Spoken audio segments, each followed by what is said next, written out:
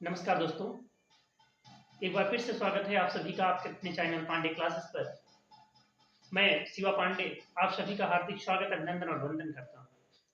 दोस्तों, आज फिर से हम आप सबके साथ उपस्थित हैं मैथ की क्लास को लेकर के, और चैप्टर होगा परिमेय व्यंजक। परिमेय व्यंजक के बारे में बात करेंगे। परिमेय व्यंजक के बारे में बात करने से पहले मैं आपको बता दूं, इसके लिए हमें सूत्रों का ज्ञान होना बहुत आवश्यक है, फार्मूला पता होना बहुत आवश्यक है। जैसे कि आपको पता है a प्लस बी का होल स्क्वायर, बिल्कुल सिंपल फार्मूला है, A square plus 2ab plus B square. जिन बच्चों को नहीं मालूम है वो यहाँ से मेरी क्लास से एक बार देख लेंगे, नोट कर लेंगे, और फिर आगे हम परिमेय व्यंजक की बात करेंगे। a प्लस बी का whole square, A square plus 2ab plus B square. दोस्तों, a माइनस बी का whole square, A square minus 2ab plus B square. a plus B का whole cube, A cube plus B cube plus 3ab, और bracket में a plus B. इसी कड़ी में a minus B का whole cube, A cube minus B cube minus 3ab, bracket में a minus B. A square minus B square, एक bracket में a minus B और दूसरे ब्रैकेट में a प्लस बी। उसके बाद दोस्तों, A cube plus B cube, एक ब्रैकेट में a प्लस बी, दूसरे ब्रैकेट में a square minus A B plus B square. A cube minus B cube, एक ब्रैकेट में a माइनस बी, दूसरे ब्रैकेट में a square plus A B plus B square. a plus B plus C का whole square, A square plus B square plus C square plus 2ab plus 2bc plus 2ca। मित्रों, ये कुछ formula बिल्कुल साधारण फार्मूले हैं जिनका उपयोग हम लोग 6 से करते चले आ रहे हैं। 6 के पहले भी बता दिए जाते हैं। इन फार्मूला का ज्ञान होना बहुत आवश्यक है। उसके बाद हम परिमेय व्यंजक के चैप्टर को स्टार्ट करेंगे। ये फार्मूला आपको बता दिया हमने, a प्लस बी का होल स्क्वायर क्या होता है, A square plus 2ab plus B square. A minus B का whole square, A square minus 2ab plus B square. A plus B का whole cube, A cube plus B cube plus 3ab, bracket में a plus B. A minus B का whole cube, A cube minus B cube minus 3ab, और bracket में a minus B. A square minus B square, bracket में a minus B और दूसरे bracket में a plus B. A cube plus B cube, एक bracket में a plus B, दूसरे bracket में a square minus A B plus B square. A cube minus B cube, एक bracket में a minus B, दूसरे bracket में a square plus A B plus B square. a plus B plus C का whole square equal a square plus B square plus C square plus 2ab plus 2bc plus 2ca। देखिए बच्चों, जिन बच्चों को फार्मूले याद है बहुत अच्छी बात है, जिनको नहीं याद है मेरे इस क्लास का स्क्रीनशॉट ले लेंगे, और स्क्रीनशॉट लेने के बाद अच्छे से नोट कर लेंगे, और फार्मूला याद करना बहुत आवश्यक है, तभी आप परिमेय व्यंजक जैसे चैप्टर को समझ पाएंगे। तो ये फार्मूले पर बात हो गई। इसके बाद दोस्तों, अब हम बात करेंगे परिमेय व्यंजक के चैप्टर पर। परिमेय व्यंजक के चैप्टर को स्टार्ट करने से पहले शुरुआत हम परिमेय व्यंजक के पहले क्रम से करते हैं। पूर्णांक क्या है दोस्तों, बताएंगे पूर्णांक क्या है। दोस्तों, पूर्णांक क्या है? देखिए, वे सभी प्राकृतिक संख्याएं जिसमें जीरो भी शामिल है। पूर्णांक क्या है? वे सभी प्राकृतिक संख्याएं जिसमें जीरो भी शामिल है। जीरो से लेकर के, जीरो हो गया, प्लस माइनस वन, कहने का प्लस का वन भी और माइनस का वन भी, plus minus two, plus minus three, dot dot dot. तो दोस्तों, पूर्णांक हमें पता चल गया कि सभी प्राकृतिक संख्याएं, जीरो से लेकर के सभी प्राकृतिक संख्याएं जो भी हैं वो हमारी क्या है? पूर्णांक। वो धनात्मक हो या ऋणात्मक हो, वो हमारी क्या होंगी? पूर्णांक होंगी। दोस्तों, उसके बाद दूसरा शब्द आता है प्रतिलोम। बिल्कुल आसानी से समझिएगा कि पूर्णांक क्या होता है? सभी प्राकृतिक संख्याएं जिसमें जीरो भी शामिल है, ये सब हमारे क्या होंगे? पूर्णांक होंगे। वो धनात्मक हो या ऋणात्मक हो, प्लस का वन हो या माइनस का वन हो, प्लस का टू हो या माइनस का टू हो, प्लस का थ्री हो या माइनस का थ्री हो। उसके बाद बात आती है प्रतिलोम की। प्रतिलोम दोस्तों दो प्रकार के होते हैं, एक योज्य प्रतिलोम योज्य प्रतिलोम और दूसरा मित्रों होता है गुणज प्रतिलोम। गुणज प्रतिलोम इनवर्स इसको बोलते हैं। प्रतिलोम यानी इनवर्स, योज्य प्रतिलोम और गुणज प्रतिलोम। अब हमें ये पता होना चाहिए योज्य प्रतिलोम क्या है और गुणज प्रतिलोम क्या है। योज्य प्रतिलोम हमारा कहता है कि वह पूर्णांक जिसे पूर्णांक में जोड़ने पर शून्य प्राप्त हो जाए, वह पूर्णांक जिसे पूर्णांक में जोड़ने पर क्या प्राप्त हो जाए, शून्य प्राप्त हो जाए, शून्य आ जाए, वो हमारा योज्य प्रतिलोम होगा। जैसे याद रखिएगा, योज्य प्रतिलोम कहता है कि वह पूर्णांक जिसे जोड़ने पर शून्य प्राप्त हो जाए। योज्य प्रतिलोम हमारा कहता है कि वह पूर्णांक जिसे जोड़ने पर शून्य हो जाए। मान लिया कोई दिया गया है a plus x equal 0, a plus x equal 0, बिल्कुल माइंड लगाकर समझेंगे। a प्लस एक्स इक्वल 0, यहां पर x बराबर हो जाएगा माइनस का a। दोस्तों a प्लस का इधर लाएंगे, पक्षांतर करेंगे माइनस का a। इसका कहने का मतलब है कि a का योज्य प्रतिलोम यहां पर क्या होगा, a का योज्य प्रतिलोम क्या होगा, माइनस का a। पहले आपको पूर्णांक बताया गया कि 0 से लेकर के जितनी भी प्राकृतिक संख्याएं हैं सभी क्या है, पूर्णांक है। फिर हमने बता दिया प्रतिलोम क्या है। प्रतिलोम दो प्रकार के होते हैं, योज्य प्रतिलोम, दूसरा गुणज प्रतिलोम। योज्य प्रतिलोम हमारा कहता है कि वह पूर्णांक जिसे जोड़ने पर शून्य हो जाए वो हमारा योज्य प्रतिलोम होगा। a प्लस एक्स इक्वल 0, तो x बराबर हो जाएगा माइनस का a। a का योज्य प्रतिलोम क्या होगा दोस्तों, माइनस का a। अब इसके बाद बात करेंगे गुणज प्रतिलोम। गुणज प्रतिलोम हमारा क्या कहता है, गुणज प्रतिलोम की बात करेंगे। देखिए दोस्तों, गुणज प्रतिलोम हमारा कहता है कि वह पूर्णांक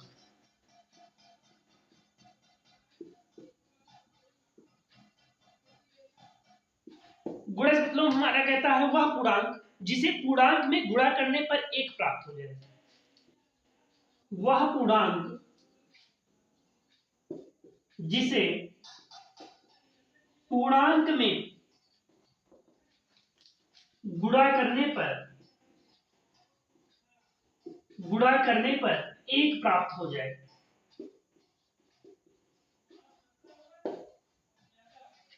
दोस्तों गुणज प्रतिलोम कहता है कि वह पूर्णांक जिसे पूर्णांक में गुणा करने पर एक प्राप्त हो जाए। जैसे कि कोई संख्या दी गई है a into x equal 1, a into x equal 1। हमें यहां पर अगर a का प्रतिलोम निकालना है तो x इक्वल हो जाएगा 1/a। इसका मतलब a का गुणज प्रतिलोम क्या होगा, a का गुणज प्रतिलोम क्या हो जाएगा, 1/a हो जाएगा। देखिए 1 प्राप्त हो जाएगा, a इंटू 1/a, a से a कैंसिल हो गया, क्या मिल गया, 1 मिल गया। इसका मतलब a का गुणज प्रतिलोम क्या होगा, 1/a होगा। ये तो बात होगी प्रतिलोम की कि योज्य प्रतिलोम क्या है, गुणज प्रतिलोम क्या है। क्योंकि परिमेय व्यंजक के चैप्टर को पढ़ने से पहले हमें ये समझना बहुत अनिवार्य है, और जब ये समझ में आ जाएगा कि पूर्णांक क्या है, प्रतिलोम क्या है, तभी आगे हम परिमेय व्यंजक के चैप्टर को अच्छे से समझ सकते हैं। दोस्तों बात करते हैं परिमेय संख्याएं क्या हो। परिमेय संख्याएं, ये तो सबको पता होगा परिमेय संख्याएं क्या होती है। देखिए परिमेय संख्याएं वे संख्याएं होती हैं जिनको p/q के रूप में व्यक्त कर सकते हैं। जिन संख्याओं को p/q के रूप में व्यक्त कर सकते हैं वो हमारी परिमेय संख्याएं होती हैं। या फिर कह सकते हैं कि वे संख्याएं जो दशमलव के बाद या तो समाप्त हो जाएं, जो दशमलव के बाद या तो समाप्त हो जाएं या अंकों की पुनरावृत्ति हो। परिमेय संख्याएं हमारी क्या कहती हैं कि वे संख्याएं जिन्हें p/q के रूप में व्यक्त किया जा सकता है, लिखा जा सकता है, या फिर वे संख्याएं जो दशमलव के बाद या तो समाप्त हो जाए या अंकों की पुनरावृत्ति हो, वो हमारी होंगी परिमेय संख्या। जैसे कि 1/3, 4/1, 1/1, कुछ भी बोल सकते डाल डालकर। वे सारी संख्याएं जिनको p/q के रूप में व्यक्त किया जा सकता है, एवं या फिर बोल सकते हैं कि वे संख्याएं जो दशमलव के बाद या तो समाप्त हो जाए या अंकों की पुनरावृत्ति हो। आगे बात करेंगे परिमेय व्यंजक क्या होता है। जो चैप्टर आप पढ़ने जा रहे हैं वहां पे आ गए हैं। परिमेय व्यंजक क्या होता है मित्रों, मान लिया दो बहुपद हैं, एक px और qx, दो बहुपद हैं px और qx, इनको हम px अपान qx के रूप में व्यक्त कर सकते हैं, px अपान qx के रूप में व्यक्त कर सकते हैं। तो इस रूप को हम क्या कहेंगे, परिमेय व्यंजक कहेंगे। दोस्तों दो बहुपद px और qx इस प्रकार हो कि इनको हम px अपान qx के रूप में व्यक्त कर सकते हो, तो ये हमारे क्या कहलाएंगे, परिमेय व्यंजक कहलाएंगे। लेकिन बात ये होती है कि अंश व हर दोनों बहुपद होने चाहिए, दोनों बहुपद होने चाहिए। देखिए परिमेय व्यंजक हमारा कहता है कि दो बहुपद मान लिया है px है और qx है, ये दोनों बहुपद अगर हम इनको px अपान qx के रूप में व्यक्त कर सकते हैं तो ये हमारे परिमेय व्यंजक होंगे। और दूसरी बात ये है कि अंश व हर बहुपद होने चाहिए, यहाँ पे अंश भी बहुपद होना चाहिए और हर भी बहुपद होना चाहिए। अब आगे हम इसी कड़ी पे बात करेंगे, कोई भी क्वेश्चन हो सकता है, जैसे कि x square plus 2x plus 1 अपान 1 परिमेय व्यंजक है, x क्यूब माइनस 1 अपान एक्स स्क्वायर प्लस 1। आप देख रहे हैं दोस्तों x क्यूब माइनस 1 लिखा हुआ है, कहने का मतलब ये भी एक बहुपद है, और एक्स स्क्वायर प्लस 1 लिखा हुआ है, ये भी एक बहुपद है, इसलिए हमारा एक परिमेय व्यंजक है। देखिए दोस्तों, तो हमने आपको बताया परिमेय व्यंजक होता क्या है। मान लिया दो बहुपद px और qx है, उनको इस प्रकार लिख सकें कि px अपान qx हो जाए और अंश और हर दोनों बहुपद हों, तो हमारा एक परिमेय व्यंजक होगा। दोस्तों बहुपद भी होते हैं एक पदी, द्विपदी, त्रिपदी। अगर कोई भी लिखा हुआ है 2x स्क्वायर तो हमारा एक पदी होगा, अगर इसके आगे लिख दिया जाए 2x स्क्वायर प्लस 4x तो 1 और 1 द्विपदी होगा, अगर लिख दिया जाए 2x square plus 4x plus 6 तो 1 2 3 कितने हो गए, त्रिपदी हो गए। बहुपद है कि नहीं है ये कैसे पता करेंगे, देखिए अगर x की घात यानी जो चर राशि है उसकी घात एक पूर्णांक है तो वो बहुपद है। अगर लिखा है x cube plus x plus 1, दोस्तों बहुपद है या नहीं है, बहुपद है, क्योंकि हम यहाँ देख रहे हैं x की घात हमारी क्या है, 3 है, और x की घात 3 ही हमारी क्या है, एक पूर्णांक है, इसलिए ये हमारा क्या है, बहुपद है। दोस्तों अगर लिख दिया जाए x square plus root x plus 1, दोस्तों बहुपद है या नहीं है, इसको बोलेंगे बहुपद नहीं है। क्यों नहीं है, क्योंकि x की घात कितनी है, यहाँ पर रूट x को हम लिखते हैं x की घात 1/2, इसलिए दोस्तों यहाँ पर 1/2 इसकी एक घात है जो एक पूर्णांक नहीं है, इसलिए ये बहुपद नहीं है। समझ में आ गया बहुपद। अब देखिए एक क्वेश्चन कराएंगे परिमेय व्यंजक पे, कुछ क्वेश्चन सॉल्व कराएंगे जिससे आपको परिमेय व्यंजक पूर्णतः समझ में आ जाएगा परिमेय व्यंजक होता क्या है। अब आप बताएंगे हमें बहुपद है या नहीं, जैसे दे दिया जाए रूट एक्स प्लस 4 अपान एक्स प्लस 1, क्या एक परिमेय व्यंजक है, नहीं है। क्यों नहीं है, क्योंकि आप देख रहे हैं अंश में लिखा हुआ है रूट एक्स प्लस 4, कहने का मतलब x की घात यहाँ पर 1/2 है, x की घात कितनी है, 1/2 है, जो एक पूर्णांक नहीं है, और पूर्णांक नहीं है तो ये बहुपद भी नहीं है, और इसलिए ये हमारा परिमेय व्यंजक नहीं होगा। इसी पे क्वेश्चन करेंगे, गुणनखंड आप कर ही लेते होंगे, गुणनखंड अगर नहीं कर पाते हैं तो वो भी यहीं से आप समझ लेंगे। अगर कोई गुणनखंड लिखा हुआ है ax square plus bx plus c equal 0, इस रूप में लिखा हुआ है तो क्या करते हैं, पहली संख्या का लास्ट संख्या में गुणा करते हैं, a का c में गुणा कर लेंगे और देखेंगे जो संख्या प्राप्त होगी, ऐसी दो संख्याएं खोजेंगे जिनका गुणा करने पर वो संख्या आ जाए, जोड़ने पर या घटाने पर हमें बीच वाली संख्या मिल जानी चाहिए। अगर कोई भी क्वेश्चन दे दिया जाए, पहले हम आपको एक गुणनखंड समझा के बताएंगे। अगर कोई क्वेश्चन दे दिया जाए 5x स्क्वायर प्लस 6x और प्लस 1, अगर इसका हमें गुणनखंड करना है तो हम जानते हैं यहाँ पर 5 है और यहाँ पर 1 है। कहने का मतलब a की जगह पे 5 है और c की जगह पे 1 है, तो 5 और 1 का गुणा करेंगे आ जाएगा 5। ऐसी दो संख्याएं दोस्तों जिनका गुणा करने पर 5 आ जाए और जोड़ने पर 6 आ जाए, तो हम जानते हैं वो यही दो संख्याएं होंगी। 5 गुणे 1 बराबर 5 और 5 और 1 जोड़ेंगे आ जाएगा 6। रख दीजिए 5x² प्लस 6 की जगह पे रख देंगे 5 प्लस 1, जो आपके गुणनखंड आए हुए हैं वो लिख देंगे 5 प्लस 1, x है साथ में x प्लस 1। अब देखिए दोस्तों 5x² प्लस 5 का x में गुणा करेंगे, 5x प्लस 1 का x में गुणा करेंगे x प्लस 1।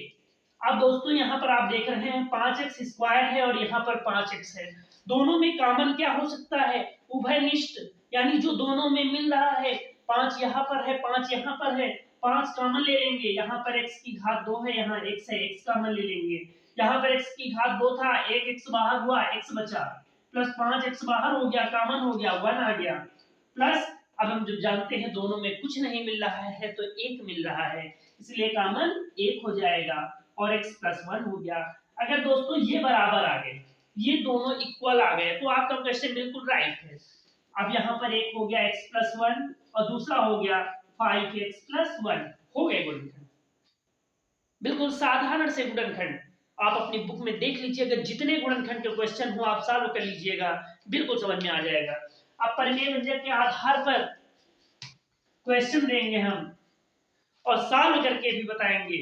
अगर दे दिया जाए कि 1/x² माइनस 7x प्लस 12 और डिवाइड करना हो इसको 1/x² प्लस x माइनस 20, मान लिया क्वेश्चन दे दिया जाए 1/x² माइनस 7x प्लस 12 और भाग किया जा रहा है 1/x² प्लस x माइनस 20 से, तो हम जानते हैं दोस्तों पहले इसका गुणनखंड कर लेंगे, क्योंकि x² माइनस 7x प्लस 12 अगर भाग में है गुणा में करेंगे तो अंश हर में हो जाएगा, हर अंश में हो जाएगा, x² प्लस x माइनस 20 बटे 1। अब दोस्तों x² प्लस x माइनस 20 के गुणनखंड कर लीजिए, x² प्लस x माइनस 20, अभी गुणनखंड समझ में आ जाएगा क्योंकि मैं एक क्वेश्चन बता चुका हूं। अब देखिए लास्ट में 20 है, ऐसी दो संख्याएं जिनका गुणा करने पर 20 आ जाए और घटाने पर 1 आ जाए। अब यहाँ माइनस है, इसका मतलब घटाने पर 5 गुणे 4, 5 और 20 और 5 से 4 घटा दीजिए दोस्तों आ जाएगा 1। x² प्लस 5 माइनस 4x और माइनस 20, x² प्लस 5 का x में गुणा कर दीजिए 5x प्लस माइनस माइनस 4 का x में कर दीजिए 4x माइनस 20, x कॉमन ले लीजिए, x² था x बचा, प्लस 5 माइनस का 4 कॉमन ले लीजिए, x प्लस 5। देखिए दोस्तों x प्लस 5 यहाँ भी आ गया, x प्लस 5 यहाँ भी आ गया, एक ब्रैकेट में हो जाएगा x प्लस 5 और दूसरे ब्रैकेट में हो जाएगा x माइनस 4। इसी प्रकार इसके फैक्टर कर लेंगे, x² माइनस 7x प्लस 12। अब देखिए दोस्तों 12, ऐसी दो संख्याएं जिनका गुणा करने पर 12 आ जाए और जोड़ने पर 7 आ जाए, क्योंकि यहाँ पर प्लस का चिन्ह दिया हुआ है, इसलिए दो संख्याएं जिनका गुणा करने पर 12 आ जाए और जोड़ने पर 7 आ जाए। 4 3 12, 4 और 3 जोड़ दीजिए दोस्तों 7, x² माइनस 4 प्लस 3x और प्लस 12, x² माइनस 4 का x में गुणा कर लीजिए 4x प्लस माइनस माइनस 3 का x में कर लीजिए 3x प्लस 12, x और x दोनों तरफ है, x कॉमन ले लेंगे, यहाँ पर x² था x बाहर हो गया, x माइनस 4x था x बाहर हो गया 4। अब देखेंगे दोस्तों 3x और 12 में क्या कॉमन हो सकता है बताइए, 3x और 12, 3 चौक 12, 3 कॉमन ले लेंगे, x माइनस 3 चौक 12, अब एक ब्रैकेट में आ गया x माइनस 4 और दूसरे ब्रैकेट में आ गया x माइनस 3। अब देखिए अब आप रख दीजिए, अंश में है x² प्लस x माइनस 20, इसकी वैल्यू कितनी आ गई x प्लस 5 और x माइनस 4 बटे हर में है x² माइनस 7x प्लस 12, इसकी वैल्यू कितनी आ गई x माइनस 4 और x माइनस 3। अब देखिए दोस्तों, x माइनस 4 और x माइनस 4 सेम है, अंश और हर से दोनों कट जाएंगे। बचा क्या? अंश में बचा x प्लस 5 और हर में बचा x माइनस 3, और यही आपका क्या हो जाएगा? आंसर हो जाएगा। बिल्कुल आसान है। परिमेय व्यंजक का चैप्टर बहुत आसान है, बस आपको मन लगा के पढ़ाई करना है, समझना है। परिमेय व्यंजक पूर्णतः आपके अंदर, आपके मस्तिष्क में एकदम आ जाएगा और आप हर एक क्वेश्चन सॉल्व करना शुरू कर देंगे। दोस्तों, कल हम बात करेंगे परिमेय व्यंजक के कुछ क्वेश्चन आपको सॉल्व कराएंगे, और आप क्वेश्चन सॉल्व करेंगे, उसके बाद आप खुद बोलेंगे कि सर परिमेय व्यंजक पूरी तरीके से मेरी समझ में आ गया है। दोस्तों, परिमेय व्यंजक के चैप्टर के बाद मैं द्विघात समीकरण का चैप्टर लेकर के आऊंगा, और गणित का एक एक सवाल, एक एक चैप्टर आपके बीच में लाता रहूंगा, कोई चैप्टर बाहर नहीं जाने दूंगा, और यहीं से आपकी पूरी तैयारी कराने का प्रयास करूंगा। आप सब मेरे चैनल को सब्सक्राइब करें, लाइक करें, और जितना हो सके शेयर करें। बहुत बहुत धन्यवाद आप सभी का। आप तन मन धन से पूर्णतः अपनी पढ़ाई में लग जाएं, और मेरा पूरा प्रयास रहेगा कि आप सब अपनी सफलता को अर्जित करें। शुभ रात्रि।